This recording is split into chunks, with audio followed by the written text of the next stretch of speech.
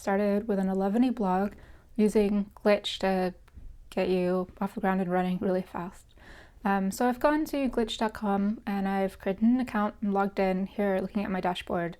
They've made it really easy to get started with eleventy, so I just can click New Project, and eleventy is right there in one of the example starter sets. So I'm going to click that to spin up some code, and it's going to fork off of a demo repo of eleventy blog code. So we're given a bunch of code, and this is spinning up a little preview, live preview that we can see here to the side as well. Now, eleventy has given us a nice kind of overview of this, as well as some next steps in their to-do. So feel free to use that as a resource too. That's a really good one. But I'm just going to show you basically what they're suggesting that you do to get familiar with the eleventy layout. eleventy uses the Markdown language to manage the content that's going to show on your site.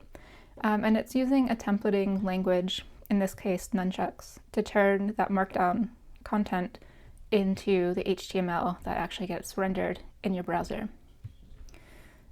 So let's start looking just at this index page. This is what it looks like in Markdown. If we edit the Markdown, this is actually what that file is looking like. So let's just go through this bit by bit to figure out what's happening with this. So at the top of each Markdown file, there's going to be some dashes, and there's going to be just a little bit of information in that top section. This is called the front matter of the Markdown file. And yeah, it's just some metadata about that file. So like if we look at a post, we'll see that this front matter has the title, description, the date this post was made, some tags about that content, and this one and the index that we're looking at both point to which layout that content is going to be passed through to turn into the HTML that you see on the page.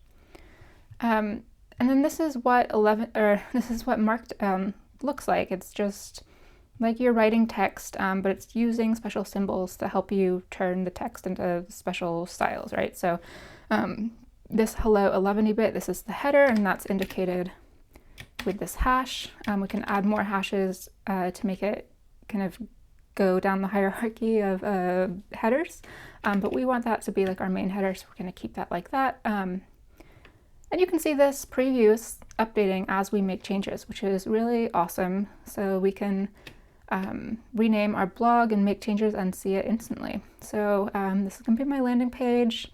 Maybe I want it to say something slightly different. And I definitely want to change this content here. So I'm just going to say, something about my blog. I don't even have to save it. It's just automatically updating here in the live preview. So for now, we're not going to change this templating stuff. This is, like I said, converting that content into HTML on the page. And I think one of the really nice things about this demo is it's pretty all-encompassing. Like it really does the job that we want for a blog in a nice way. So as your blog gets kind of more custom and morphs into something with more particular use cases, you probably will find yourself having to update this. But I think for now, it really does what we're looking for. So we're not going to go into that in this first lesson, but we are going to make some changes to these post markdowns. So I'm going to start here with this creating post markdown file. And I'm just going to, actually first let's pull it up. So this is this one. It's time to write some posts. And we're going to change all of this content. So it's going to have a new title. It's going to have a new description. We'll change the date. Oh, it's not yet that year.